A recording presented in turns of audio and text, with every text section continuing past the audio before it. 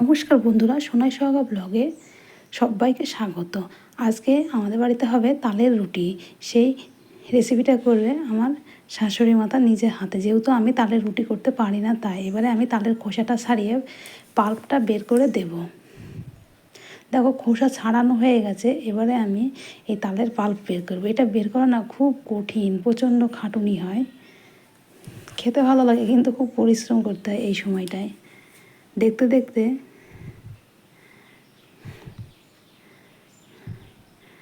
এবারে দেখো আমার তালের পাল্প বের করা হয়ে গেছে।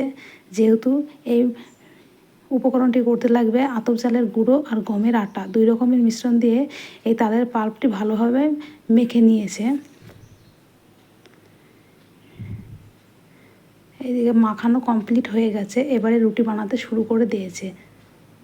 এই যে এইভাবে রুটি বানায়।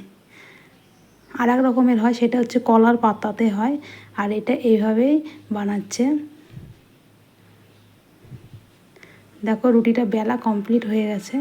এবারে মাটির খোলায় এটা ভাজতে শুরু করে দিয়েছে। আমি না এরকম দেখিনি, প্রথম দেখলাম। আমি দেখেছি কলার পাতায় এই রুটিটা আমি এই প্রথম দেখলাম। খেতে ভীষণই ভালো হয়েছিল। আর ভিডিওটি ভালো লেগে থাকলে অবশ্যই তোমরা একটা লাইক কমেন্ট করবে।